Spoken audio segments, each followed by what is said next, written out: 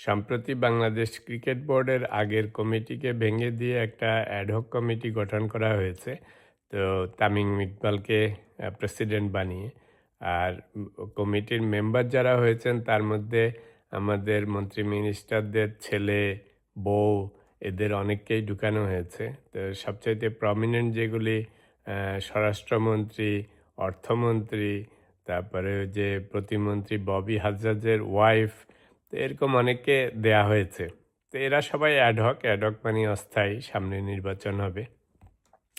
তো এইটাকে নিয়ে আমাদের হাসনাত আবদুল্লাহ সংসদে কৌতুক করে বলেছে যে বাপের দোয়া ক্রিকেট বোর্ড গঠন করা হয়েছে। আমার কাছে মনে হচ্ছে ভাগ্য ভালো যে অতি চাটুকাররা জাইমা রহমানকে প্রেসিডেন্ট বানিয়ে দেয়নি তামিম ইকবালের জায়গায়।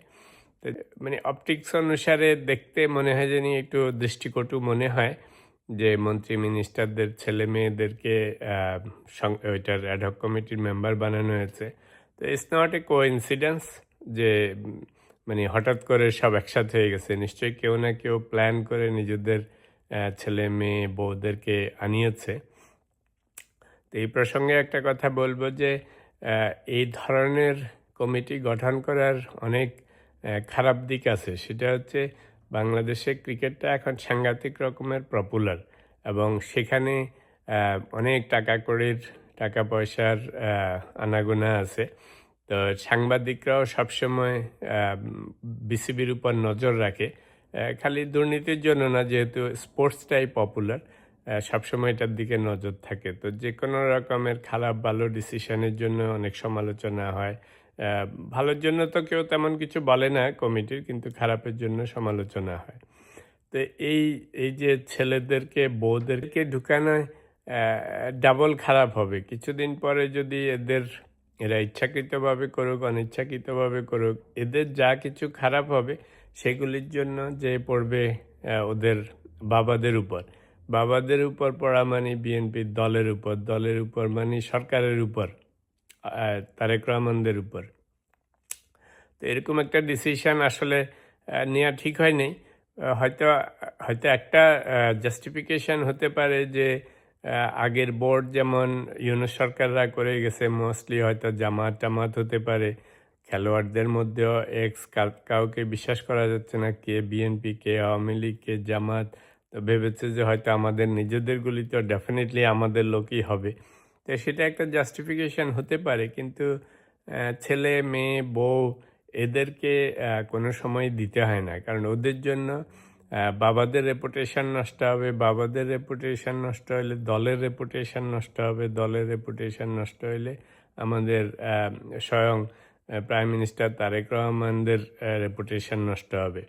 তা আমার একটা সাজেশন থাকবে যে তারেক রহমান সাহেবকে, ইয়েস ওনার পক্ষে দেশের সব কিছু তো কন্ট্রোল করা সম্ভব না, সব জানবেনও না, ঘটনা ঘটার পরে হয়তো পত্রপত্রিকায় দেখবেন।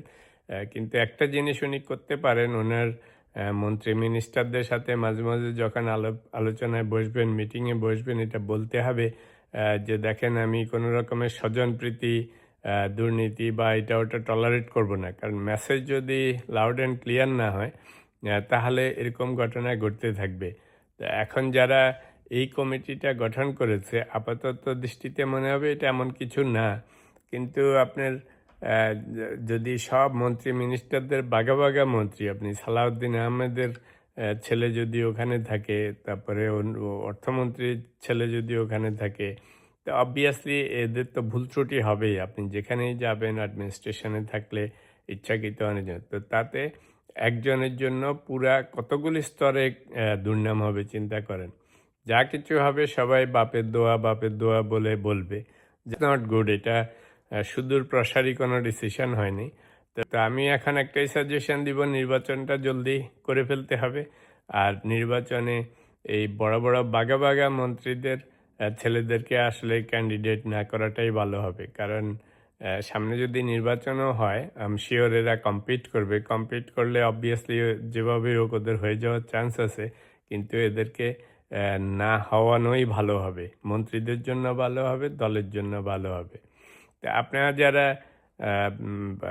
সিরিয়াসলি বিএনপি সাপোর্ট করেন, তো নিশ্চয়ই আপনাদের কিছু জাস্টিফিকেশন আছে ফিল ফ্রি। একটু শুনবো দেখি আপনারা কি মনে করেন? কেন এদেরকে নেয়া হয়েছে এবং এটা ঠিক হয়েছে কিনা?